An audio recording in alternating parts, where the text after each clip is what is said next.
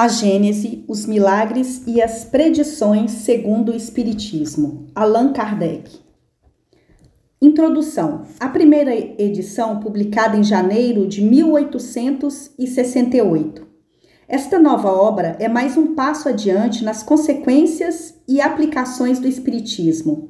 Conforme indica o seu título, tem por objetivo o estudo dos 3 pontos diversamente interpretados e comentados até agora: a Gênese, os milagres e as predições, em suas relações com as novas leis que decorrem da observação dos fenômenos espíritas. Dois elementos, ou se quiserem, 2 forças regem o universo: o elemento espiritual e o elemento material. Da ação simultânea desses 2 princípios nascem os fenômenos especiais que são naturalmente inexplicáveis se se faz abstração de um deles. Absolutamente, como a formação da água, seria inexplicável se se fizesse a abstração de um dos 2 elementos constitutivos, o oxigênio e o hidrogênio. O Espiritismo, demonstrando a existência do mundo espiritual e suas relações com o mundo material, dá a chave de uma multidão de fenômenos incompreendidos e considerados por isso mesmo como inadmissíveis por uma certa classe de pensadores.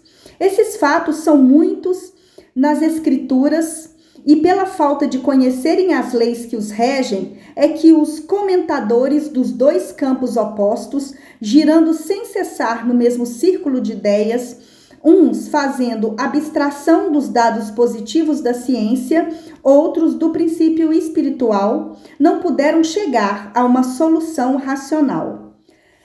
Esta solução está na área recíproca do espírito e da matéria. Ela tira,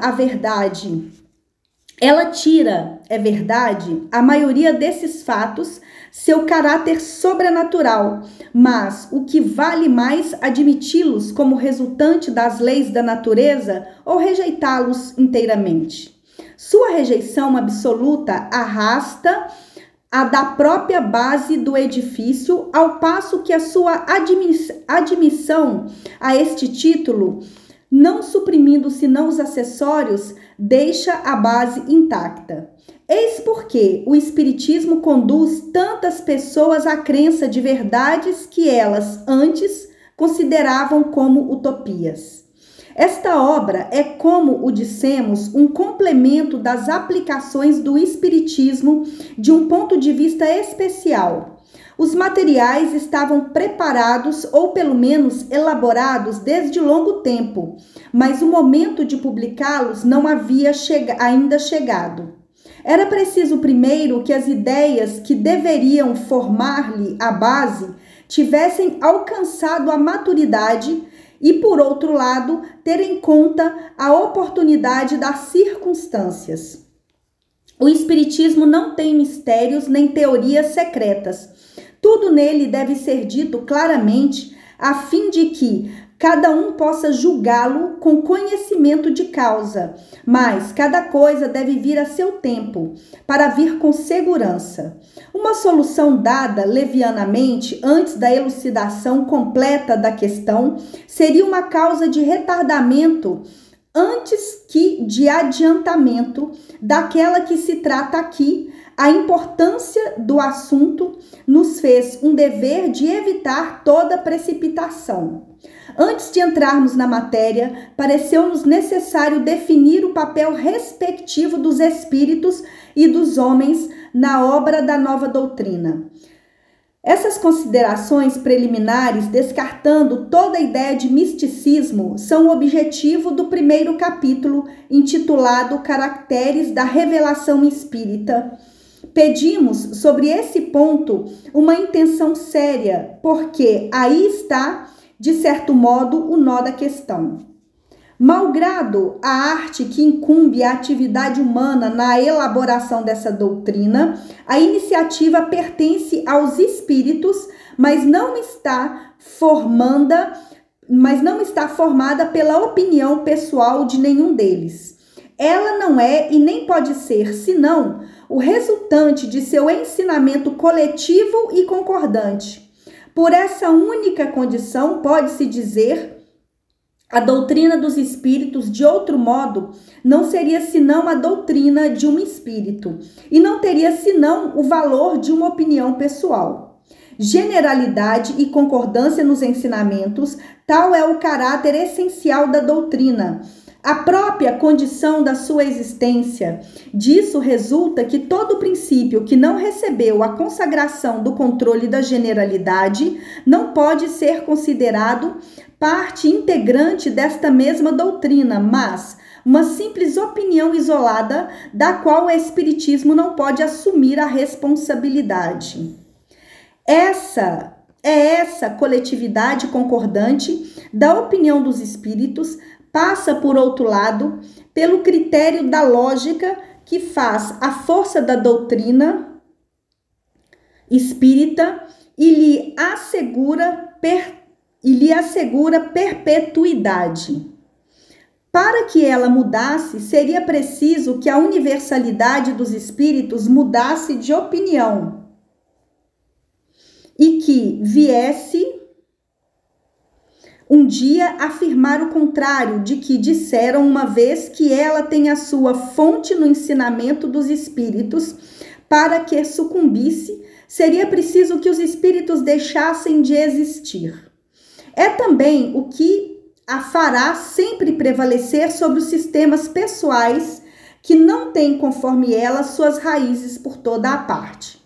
O livro dos Espíritos não viu seu crédito se consolidar, senão porque é a expressão de um pensamento coletivo geral.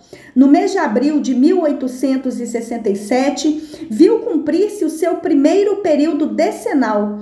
Nesse intervalo, os princípios fundamentais, nos quais colocou as suas bases, foram sucessivamente completados e desenvolvidos em consequência do ensinamento progressivo dos espíritos, mas nenhum recebeu desmentido da experiência. Todos, sem exceção, permaneceram em pé, mais vivazes do que nunca, ao passo que, de todas as ideias contraditórias que alguns tentavam opor-lhe, nenhuma prevaleceu, precisamente porque, de toda parte, o contrário era ensinado.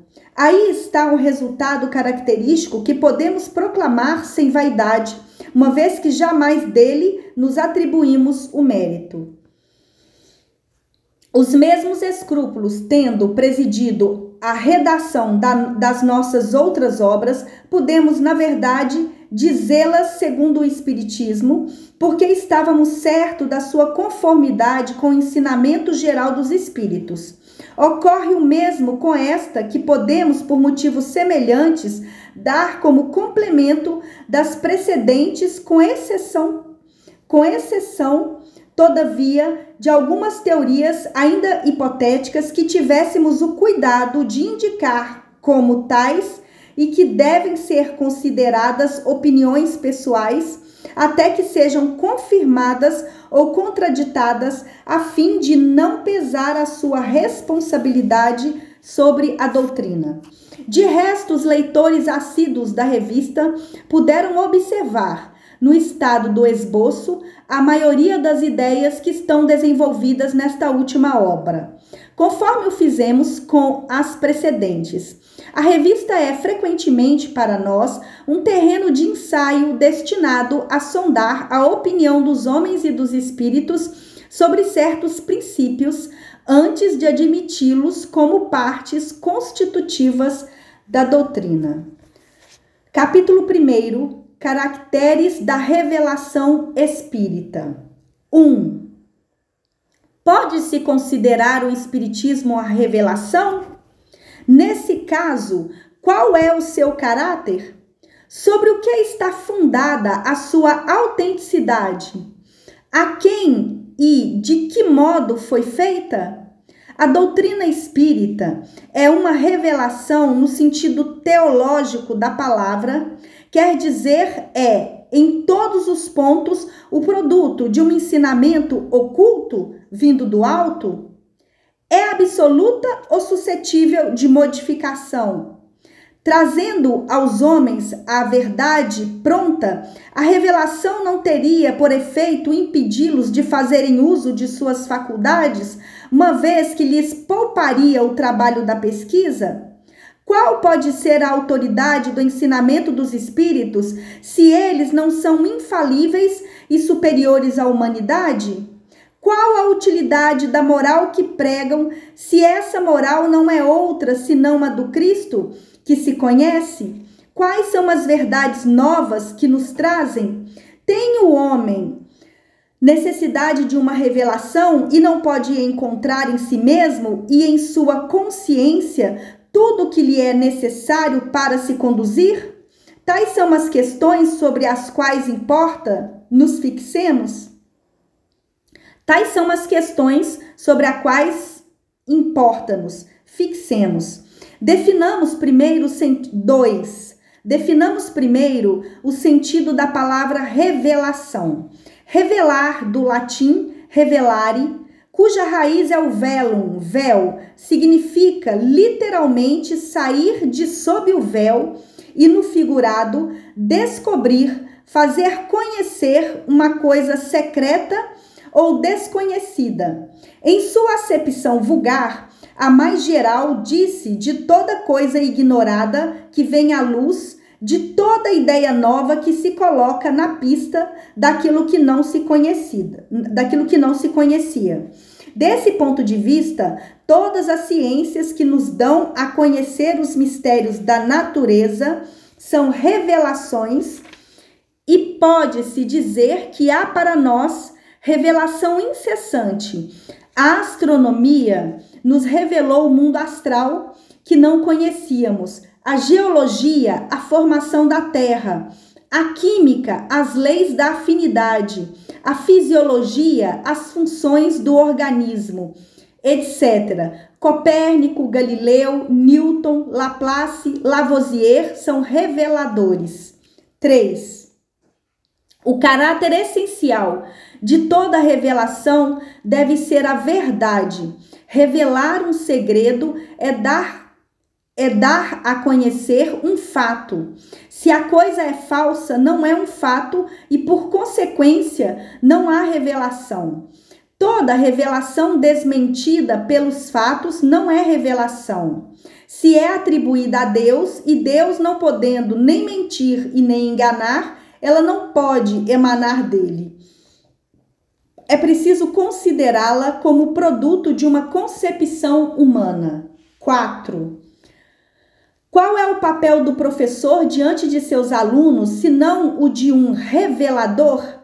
Ensina-lhes o que não sabem, o que não teriam nem tempo e nem possibilidade de descobrirem por si mesmos, porque a ciência é a obra coletiva dos séculos e de uma multidão de homens que deram, cada um, o seu contingente de observações e das quais se aproveitam aqueles que vêm após eles. O ensinamento é, pois, em realidade, a revelação de certas verdades científicas ou morais, físicas ou metafísicas, feitas por homens que as conhecem, a outros que as ignoram e que, sem isso, as teriam sempre ignorado.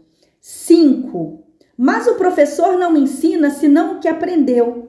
É um revelador de segunda ordem. O homem de gênio ensina o que descobriu por si mesmo. É o revelador primitivo.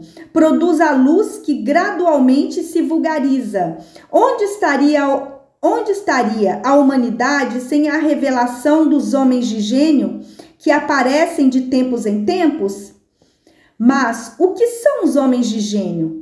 Por que são homens de gênio? De onde vêm?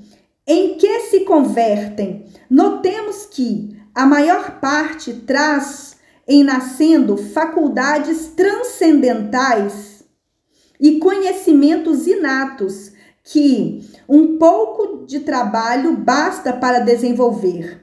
Pertencem realmente à humanidade, uma vez que nascem, vivem e morrem como nós. Onde, pois, aurem esses conhecimentos que não puderam adquirir em sua vida? Disse-á, como os materialistas, que o acaso lhes deu a matéria cerebral em maior quantidade e de maior qualidade? Neste caso, não teriam mais mérito do que um legume maior e mais saboroso do que um outro. Disse-á com certos espiritualistas que Deus os dotou de uma alma mais favorecida do que a do homem comum? Suposição inteiramente ilógica, uma vez que acusaria Deus de parcialidade. A única solução racional desse problema está na pré-existência da alma e na pluralidade das existências. O homem de gênio é um espírito que viveu por mais tempo, que por consequência mais adquiriu e progrediu mais do que aqueles que estão menos avançados. Em si encadernando, traz o que sabe e, como sabe, muito mais do que os outros, sem ter necessidade de aprender. É o que se chama um homem de gênio. Mas o que sabe não deixa de ser o fruto de um trabalho anterior e não o resultado de um privilégio. Antes de nascer era, pois, espírito adiantado. Ele se reencarna, seja para fazer os outros aproveitarem o que sabe, seja para adquirir mais. Os homens progridem incontestavelmente por si mesmos e pelos esforços de sua inteligência, mas entregues às suas próprias forças. Esse progresso é muito lento se não são ajudados por homens mais avançados, como o escolar o é por seus professores. Todos os povos tiveram seus homens de gênio que viveram em diversas épocas para dar-lhes impulsos e tirá-los da inércia. 6. Desde que se admite a solicitude de Deus para com suas criaturas, por que não se admitir que espíritos capazes, pela sua energia e a sua superioridade de seus conhecimentos, de fazer a humanidade avançar, se encarnem pela vontade de Deus, tendo em vista ajudarem o progresso em um sentido determinado, que recebem uma missão igual a um embaixador que recebe uma de seu soberano? Tal é o papel dos grandes gênios, que vem fazer senão ensinar aos homens as verdades que estes ignoram e que teriam ignorado ainda durante longos períodos, a fim de lhes dar um impulso com a ajuda do qual possam se elevar mais rapidamente. Esses gênios que aparecem através dos séculos como estrelas brilhantes que deixam depois deles um longo rastro luminoso na humanidade, são missionários ou, se o quiserem, messias. As coisas novas que ensinam aos homens, seja na ordem física, seja na ordem filosófica, são revelações.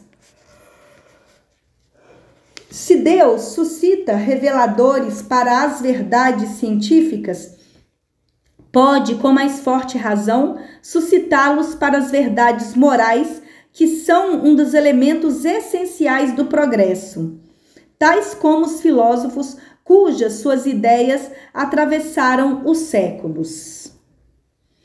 7. No sentido especial de fé religiosa, a revelação se diz mais particularmente das coisas espirituais que o homem não pode saber por si mesmo, que não pode descobrir por meio de seus sentidos e cujo conhecimento lhe é dado por Deus ou por seus mensageiros, seja por meio da palavra direta, seja pela inspiração. Nesse caso, a revelação é sempre feita por homens privilegiados, designados sob o nome de profetas ou messias, quer dizer, enviados missionários com a missão de transmiti-la aos homens. Considerada sobre este ponto de vista, a revelação implica a passividade absoluta, é aceita sem controle, sem discussão. 8.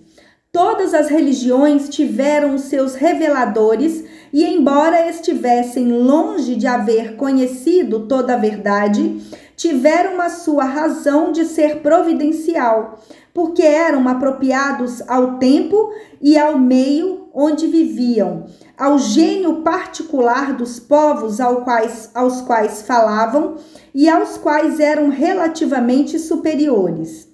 Malgrado os erros de suas doutrinas, não deixaram de agir os espíritos e, por isso mesmo, semeando os germes do progresso que mais tarde deveriam desabrochar ou desabrocharão um dia ao sol do cristianismo. É, pois, erradamente que se lhes lança anátemas em nome da ortodoxia, porque um dia virá no qual todas essas crenças tão diferentes pela forma, mas que repousam em realidade sobre um mesmo princípio fundamental. Deus é Deus e a imortalidade da alma se fundirão em uma grande e vasta unidade quando a razão houver triunfado sobre os preconceitos. Infelizmente, as religiões em todos os tempos foram instrumentos de dominação. O papel de profeta tentou as ambições secundárias e se viu surgir uma multidão de pretensos reveladores ou messias que, graças ao prestígio desse nome, exploraram a credulidade em proveito de seu orgulho, de sua cupidez ou de sua preguiça, achando mais cômodo viver às expensas de suas vítimas. A religião cristã não esteve ao abrigo desses parasitas. A esse propósito, rogamos uma atenção séria sobre o capítulo 21 de O Evangelho segundo o Espiritismo. Haverá falsos cristos e falsos profetas. 9. Há revelações diretas de Deus para os homens? É uma pergunta que não ousaríamos resolver, nem afirmativa nem negativamente, de maneira absoluta. Isso não é radicalmente impossível, mas nada nos dá a sua prova certa. O que não poderia ser duvidoso é que os espíritos, os mais próximos de Deus pela perfeição, se penetram de seus pensamentos e podem transmiti-lo. Quanto aos reveladores encarnados, segundo a ordem hierárquica a qual pertencem o grau de seu saber pessoal, podem aurir suas instruções em seus próprios conhecimentos ou recebê-las de espíritos mais elevados, até mesmo dos mensageiros diretos de Deus. Estes, falando em nome de Deus, puderam ser, por vezes, tomados pelo próprio Deus. Essas espécies de comunicações nada têm de estranhas para quem conhece os fenômenos espíritas e a maneira pela qual se estabelecem as relações entre os encarnados e os desencarnados. As instruções podem ser transmitidas por diversos meios, pela inspiração pura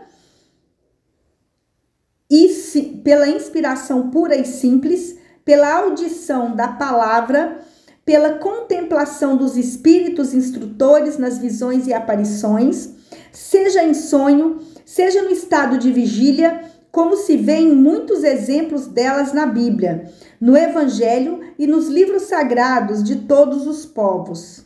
É, pois, rigorosamente exato dizer que a maioria dos reveladores são médiuns inspirados, audientes ou videntes, de onde não se segue que todos os médiuns sejam reveladores e ainda menos intermediários diretos da divindade ou de seus mensageiros. 10.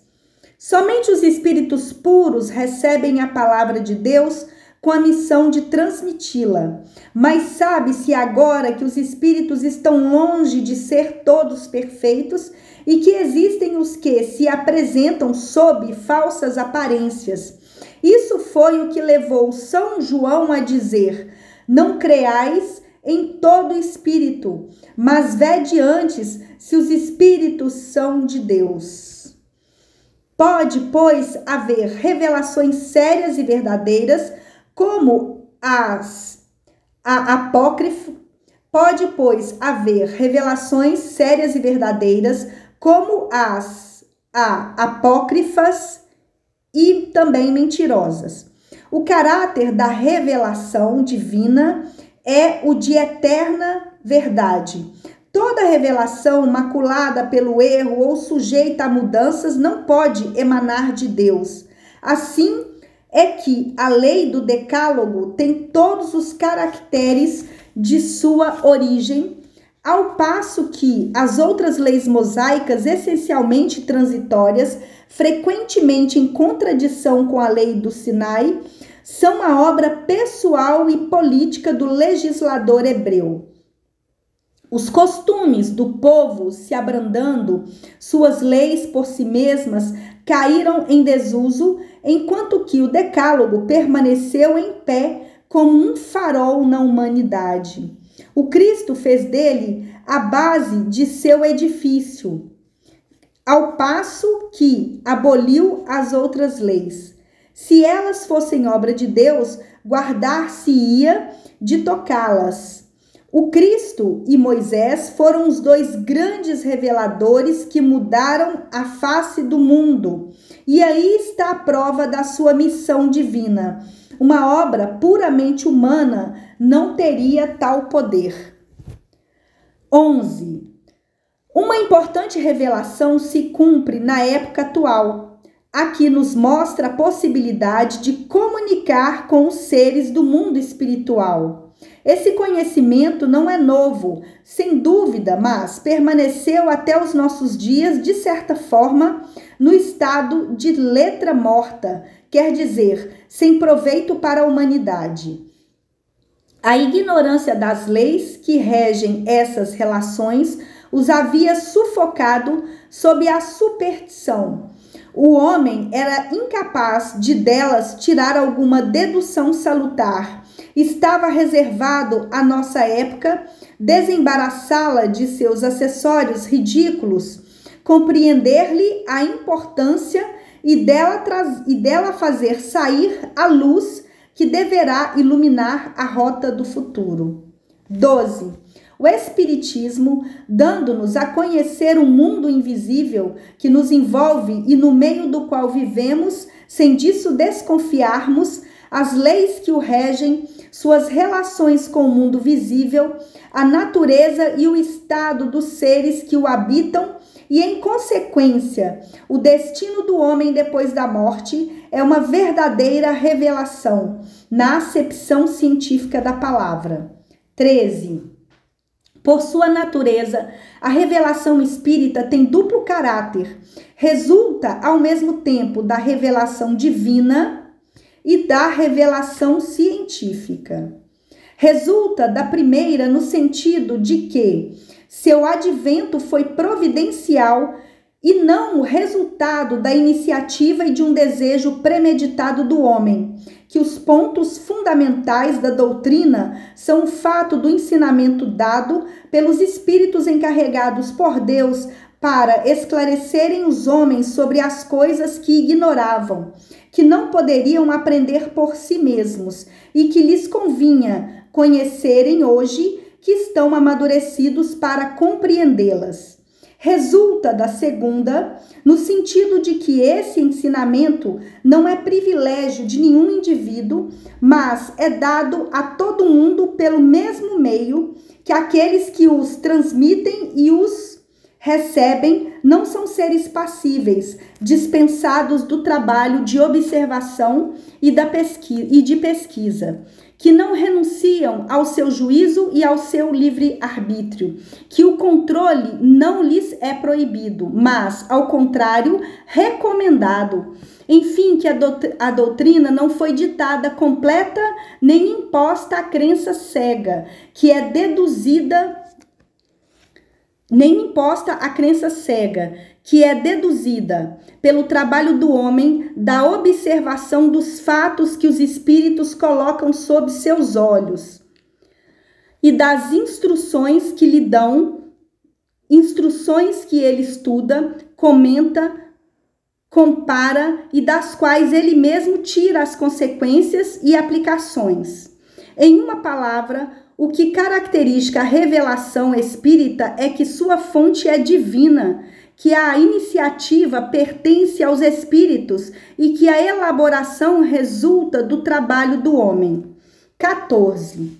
Como meio de elaboração, o espiritismo procede exatamente do mesmo modo que as ciências positivas, quer dizer, aplica o método experimental. Fatos de uma ordem nova se apresentam e não podem se explicar pelas leis conhecidas.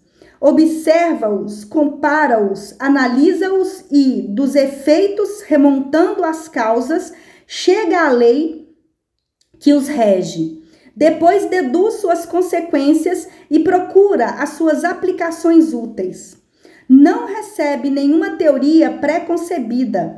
Assim, não colocou como hipótese nem a existência e intervenção dos espíritos, nem o perispírito, nem nenhum dos princípios da doutrina. Conclui sua existência dos espíritos quando essa existência se deduziu com evidência da observação dos fatos, e assim os outros princípios. Não foram os fatos que vieram confirmar a teoria, mas a teoria que veio subsequentemente explicar e resumir os fatos. Pois rigorosamente exato dizer-se que o espiritismo é uma ciência de observação e não o produto da imaginação. As ciências não tiveram progresso sério senão depois que o seu estudo se baseou no método experimental, mas até esse dia acreditou-se que esse método não era aplicável senão à matéria, ao passo que o é igualmente às coisas metafísicas. 15. Se temos um exemplo, passa-se no mundo dos espíritos um fato muito singular e que seguramente ninguém teria suspeitado, que é o dos espíritos que não se creem mortos. Pois bem, os espíritos superiores que o conhecem perfeitamente não vieram dizer por antecipação, espíritos que creem ainda viver a vida terrestre, que conservem os seus gostos, seus hábitos e seus instintos, mas provocaram a manifestação de espíritos desta categoria para nos fazer observá-los. Tendo, pois, visto espíritos incertos do seu estado ou afirmando que estavam ainda nesse mundo e crendo aplicarem-se às suas ocupações ordinárias, do exemplo concluiu-se a regra. A multiplicidade dos fatos análogos provou que não era uma exceção, mas uma das fases da vida espírita. Ela permitiu estudar todas as variedades e as causas desta singular ilusão. Reconhecer que essa situação é, sobretudo, própria dos espíritos pouco avançados moralmente e particular a certos gêneros de morte, que é temporária, mas pode durar dias, meses e anos. Foi assim que a teoria nasceu da observação. Ocorre o mesmo com todos os outros princípios da doutrina. 16. Do mesmo modo que a ciência propriamente dita tem por objeto o estudo das leis do princípio material, o objeto especial do espiritismo é o conhecimento das leis do princípio espiritual. Ora, como esse último princípio é uma das forças da natureza que reage incessantemente sobre o princípio material, e reciprocamente disso resulta que o conhecimento de um não pode estar completo sem o conhecimento do outro. O espiritismo e a ciência se complementam um pelo outro. A ciência sem o espiritismo se encontra na impossibilidade de explicar certos fenômenos unicamente pelas leis da matéria. Ao espiritismo, sem a ciência, lhe faltaria apoio e controle. O estudo das leis da matéria deveria proceder ao da espiritualidade, porque é a matéria que fere primeiramente os sentidos. O espiritismo, vindo antes das descobertas científicas, teria sido obra abortada, como tudo o que vem antes de seu tempo. 17. Todas as ciências se encadeiam e se sucedem numa ordem racional. Nascem uma das outras na medida que encontram um ponto de apoio nas ideias e nos conhecimentos anteriores. A astronomia, uma das primeiras das que foram cultivadas, permaneceu nos erros da infância até o momento em que a física veio revelar a lei das forças dos agentes naturais. A química, nada podendo sem a física, deveria sucedê-la de perto, para em seguida marcharem as duas de acordo, apoiando-se uma sobre a outra. A anatomia, a fisiologia, a zoologia, a botânica, a mineralogia não se tornaram ciência séria senão com a ajuda das luzes trazidas pela física e pela química.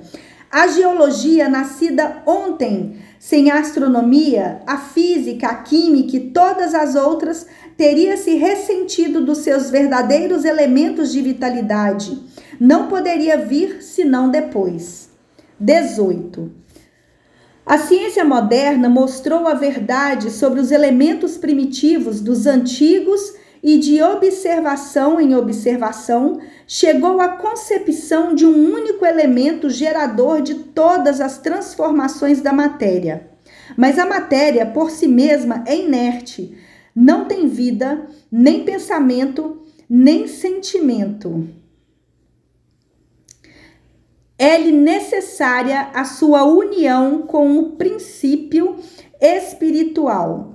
O espiritismo não descobriu nem inventou este princípio, mas o principal, o que tem demonstrado por provas irrecusáveis, estudou-o, analisou-o e demonstrou a sua ação evidente. Ao elemento material veio juntar o elemento espiritual. Elemento material e elemento espiritual. Eis os dois princípios, as duas forças vivas na natureza. Pela união indissolúvel desses dois elementos, explica-se sem dificuldade uma multidão de fatos até agora inexplicáveis. Nota de rodapé. Inexplicáveis. A palavra elemento não é tomada aqui no sentido de corpo simples elementar, de moléculas primitivas, mas no de parte constituinte de um todo. Neste sentido, pode-se dizer que o elemento espiritual tem a parte ativa na economia do universo, como se diz que o elemento civil e o elemento militar figuram no total de uma população, que o elemento religioso entra na educação, que na Argélia há um elemento árabe e um elemento europeu. O espiritismo, tendo por objeto de estudo um dos dois elementos constitutivos do universo, toca forçosamente na maioria das ciências, não poderia vir senão depois da sua elaboração, e nasce pela força das coisas, da impossibilidade de tudo se explicar, somente com a ajuda das leis da matéria. 19. Acusa-se o espiritismo de parentesco com a magia e feitiçaria, mas esquece-se que a astronomia tem por primogênita a astrologia judiciária, que não está longe de nós, que a química é filha da alquimia, da qual nenhum homem sensato ousaria se ocupar hoje. Ninguém nega, entretanto, que estivesse na astrologia e na alquimia o germe das verdades de onde sairiam as ciências atuais. Malgrado as suas fórmulas ridículas, a alquimia encaminhou para a descoberta dos corpos simples e da lei das afinidades. A astrologia se apoiava sobre a posição e o movimento dos astros que haviam estudado, mas na ignorância das verdadeiras leis que regem o mecanismo do universo, os astros eram, para o vulgo, seres misteriosos aos quais a superstição emprestou uma influência moral e um sentido revelador. Quando Galileu, Newton, Kepler fizeram conhecer essas leis, que o telescópio rasgou o véu e mergulhou nas profundezas do espaço, um olhar que certas pessoas acharam indiscreto. Os planetas nos apareceram como simples mundos semelhantes ao nosso, e todo o alicerce do maravilhoso desabou. Ocorre o mesmo com o espiritismo em relação à magia e à feitiçaria. Estas se apoiavam também sobre a manifestação dos espíritos, como a astrologia sobre o movimento dos astros, mas na ignorância das leis que regem o mundo espiritual, misturavam a essas relações práticas e crenças ridículas, às quais o espiritismo moderno, fruto da experiência e da observação, mostrou a verdade. Seguramente, a distância que separa o espiritismo da magia e da feitiçaria é maior do que a que existe entre a astronomia e a astrologia, a química e a alquimia. Querer confundi-las é provar não saber delas nem a primeira palavra. 20. Só o fato da possibilidade de comunicar-se com os seres do mundo espiritual tem consequências incalculáveis da mais alta gravidade. É todo um mundo novo que se nos revela e que tem tanto mais importância quanto atinge todos os homens sem exceção. Esse conhecimento não pode deixar de trazer, em se generalizando, uma modificação profunda nos costumes, no caráter, nos hábitos e nas crenças, que tem tão grande influência sobre as relações sociais. É toda uma revolução que se opera nas ideias, revolução tanto maior quanto mais poderosa, quanto não está circunscrita a um povo, a uma casta, mas que atinge simultaneamente pelo coração todas as classes, todas as nacionalidades, todos os cultos. É, pois, com razão que o Espiritismo é considerado a terceira das grandes revelações. Vejamos no que estas revelações diferem e por que laços se ligam uma das outras. 21. Moisés, na qualidade de profeta, revelou aos homens o conhecimento de um Deus único, soberano, Senhor e Criador de todas as coisas. Promulgou a lei do Sinai e lançou os fundamentos da verdadeira fé na qualidade de homem. Foi o legislador do povo, pelo qual esta lei primitiva na qualidade de homem, foi o legislador do povo, pelo qual essa lei primitiva, se depurando, deveria um dia se difundir por sobre toda a terra. 22. O Cristo, tomando da lei antiga o que era eterno e divino, e rejeitando o que não era senão transitório, puramente disciplinar, e de concepção humana, acrescentou a revelação da vida futura, da qual Moisés não havia falado, e das penas e recompensas que esperam o homem depois da morte. Ver Revista Espírita, 1861, páginas 90 e 280. 23. A parte mais importante da revelação do Cristo, no sentido de que ela é a fonte primeira, a pedra angular de toda a sua doutrina, é o ponto de vista todo novo sobre o qual faz considerar a divindade. Não é mais o Deus terrível, ciumento, vingativo de Moisés, o Deus impiedoso que rega a terra com sangue humano, que ordena o massacre e o extermínio de povos, sem excetuar as mulheres, as crianças e os velhos, que castiga aqueles que poupam as vítimas. Não é mais o Deus injusto que pune todo um povo pela falta de seu chefe, que se vinga do culpado sobre a pessoa do inocente, que castiga as crianças pela falta de seu pai, mas um Deus ciente, soberanamente justo e bom, cheio de mansuetude e de misericórdia, que perdoa ao pecador arrependido e dá a cada um segundo as suas obras. Não é mais o Deus de um único povo privilegiado, o Deus dos exércitos presidindo aos combates para sustentar a sua própria causa contra o Deus dos outros povos, mas o Pai comum do gênero humano, que estende a sua proteção sobre todos os filhos e o chama a todos para si.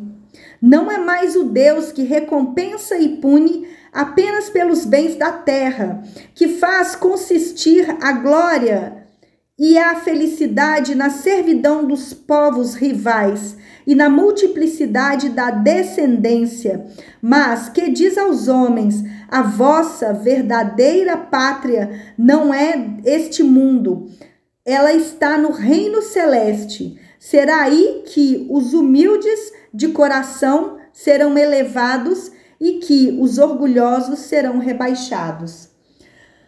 Não é mais o Deus que faz da vingança uma virtude e ordena pagar olho por olho, dente por dente, mas o Deus de misericórdia que diz: perdoai as ofensas, se quereis que vos seja perdoado. Fazei o bem em troca do mal, não façais a outrem o que não quereis que vos façam. Não é mais o Deus mesquinho e meticuloso que impõe sobre as mais rigorosas penas a maneira pela qual quer ser adorado, que se ofende com a inobservância de uma fórmula, mas o Deus grande que considera o pensamento e não se honra com a forma. Este não é mais, enfim, o Deus que quer ser temido, mas o Deus que quer ser amado.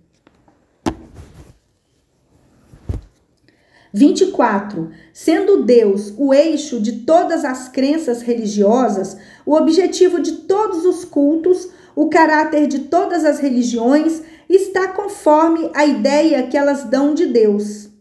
As religiões que fazem um Deus vingativo e cruel creem honrá-lo por atos de crueldade, pelas fogueiras e pelas torturas. As que dele fazem um Deus parcial e ciumento são intolerantes, são mais ou menos meticulosas na forma, segundo o creem, mais ou menos corrompido pelas fraquezas e mesquinharias humanas. 25. Toda a doutrina do Cristo está fundada sobre o caráter que ele atribui à divindade, com um Deus imparcial, soberanamente justo, bom e misericordioso. Pode fazer do amor de Deus e da caridade para com o próximo a condição expressa de salvação e dizer: amai a Deus sobre todas as coisas e ao vosso próximo como a vós mesmos. Aí está toda a lei e todos os profetas, e não há outra. Sobre esta crença somente pode estabelecer o princípio da igualdade dos homens diante de Deus e da fraternidade universal. Mas era possível amar esse Deus de Moisés? Não. Não se poderia senão temê-lo. Esta revelação dos verdadeiros atributos da divindade, junto à imortalidade da alma e da vida futura, modificou profundamente as relações mútuas dos homens, lhe impôs novas obrigações e fê-los encarar a vida presente sobre uma outra luz. Devera, por isso mesmo, reagir sobre os costumes e as relações sociais, incontestavelmente pelas suas consequências, e esse o ponto capital da revelação do Cristo, e do qual não se tem compreendido bastante a importância. É lamentável dizê-lo, é também o ponto do qual se está mais afastado, o que mais se tem ignorado na interpretação de seus ensinos. 26. Entretanto, o Cristo acrescentou: muitas das coisas que vos digo, não podeis ainda compreendê-las, e tenho para vos dizer muitas outras que não compreendereis. Por isso vos falo por parábolas. Mais tarde, porém, vos enviarei o Consolador, o Espírito de verdade, que restabelecerá todas as coisas e vô-las explicará todas. João capítulo 14, 16, Mateus capítulo 17. Se o Cristo não disse tudo o que ele teria podido dizer, foi porque acreditou dever deixar certas verdades à sombra. Foi até que os homens estivessem no estado de compreendê-las. Intencionalmente, o seu ensinamento era, pois, incompleto, uma vez que anunciava a vinda daquele que deveria completá-lo. Previa, pois, que se equivocaria com as suas palavras, que seriam desviados dos seus ensinamentos em uma palavra, que se desfaria o que ele fez, uma vez que todas as coisas deveriam ser restabelecidas. Não se restabelece senão aquilo que foi desfeito. 27. Por que chama ele ao novo Messias de Consolador? Esse nome significativo e sem ambiguidade é toda uma revelação. Previa, pois, que os homens teriam necessidade de consolações, o que implicaria a insuficiência daquelas que encontrassem nas crenças que se formassem. Nunca o Cristo foi mais claro e mais explícito do que nessas últimas palavras, às quais poucas pessoas prestaram atenção. Talvez porque se tenha evitado pô-las em evidência e aprofundar-lhe o sentido profético. 28. Se o Cristo não pode desenvolver o seu ensinamento de maneira completa, foi porque, se o Cristo não pôde desenvolver o seu ensinamento de maneira completa, foi porque faltavam aos homens conhecimentos que estes só poderiam adquirir com o tempo, e sem os quais não poderiam compreendê-lo. Há coisas que teriam parecido um contrassenso no estado dos conhecimentos de então. Para completar os seus ensinamentos, deve-se, pois, entender no sentido de explicar e desenvolver, bem mais do que no sentido de acrescentar verdades novas, porque tudo neles se encontra em germe. Falta somente a chave para aprender o sentido de suas palavras. 29. Mas quem ousa permitir-se interpretar as escrituras sagradas? Quem tem esse direito? Quem possui as luzes necessárias, senão os teólogos? Quem ousa? A ciência, primeiro, que não pede permissão a ninguém para dar a conhecer as leis da natureza e salta aos pés juntos sobre os erros e os preconceitos. Quem tem esse direito? Neste século de emancipação intelectual e de liberdade de consciência, o direito de exame pertence a todo mundo. E as escrituras não são mais a arca santa na qual ninguém ousava tocar os dedos sem o risco de ser fulminado. Quanto às luzes especiais necessárias, sem contestar a dos teólogos e por esclarecidos que fossem os da Idade Média, e em particular os pais da Igreja, não estavam o bastante, entretanto, para não condenarem como heresia o movimento da terra e a crença nos antípodas, e sem remontar tão alto, os de hoje não lançaram anátema aos períodos de formação da terra? Os homens não puderam explicar as escrituras senão com a ajuda daquilo que sabiam, das noções falsas ou incompletas que tinham quanto às leis da natureza, mais tarde reveladas pela ciência. Eis porque os próprios teólogos puderam, de boa fé, se enganar sobre o sentido de certas palavras e de certos fatos do Evangelho, querendo a todo preço nele encontrarem a confirmação de um pensamento preconcebido. Volteavam sempre no mesmo círculo, sem deixarem o seu ponto de vista, de tal sorte que não viam senão aquilo que queriam ver. Por sábios teólogos que fossem, não podiam compreender as causas dependentes de leis que não conheciam. Mas quem será o juiz das interpretações diversas e frequentemente contraditórias dadas fora da teologia? O futuro, a lógica e o bom senso. Os homens cada vez mais esclarecidos, à medida que fatos novos e novas leis venham a se revelar, saberão separar os sistemas utópicos da realidade. Ora, a ciência faz conhecer certas leis, o espiritismo faz conhecer outras. Umas e outras estão indispensáveis à compreensão dos textos sagrados de todas as religiões, desde Confúcio e Buda até o cristianismo.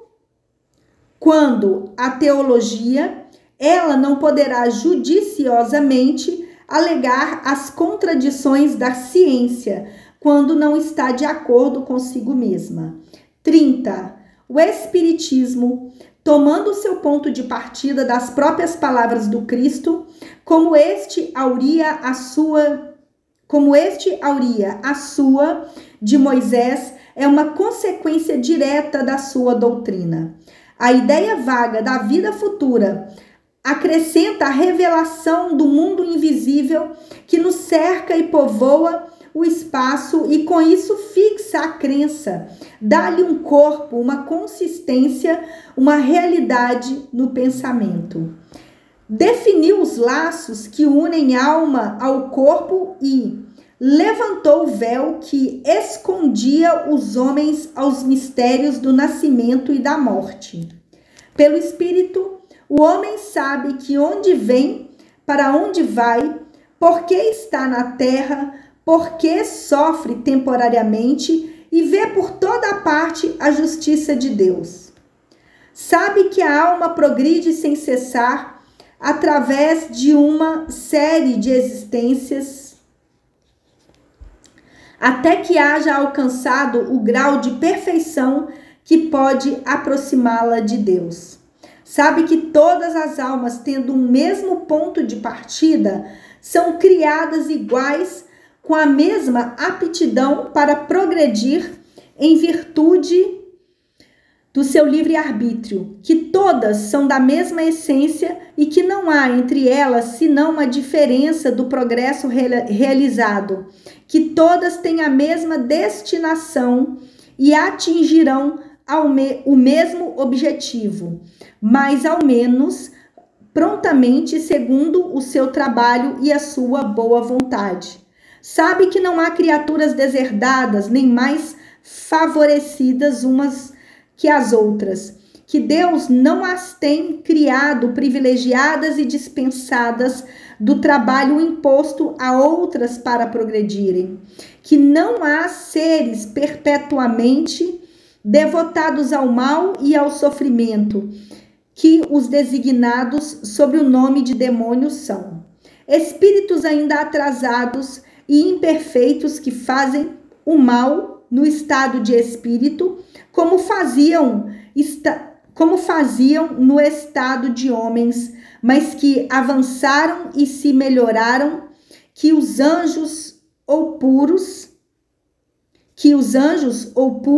espíritos não são seres criados à parte na criação, mas espíritos que alcançaram o objetivo depois de terem seguido a fieira do progresso, que assim não há criações múltiplas nem diferentes categorias entre os seres inteligentes, mas que toda a criação resulta da grande lei de unidade que rege o universo e que todos os seres gravitam para um objetivo comum, que é a perfeição, sem que uns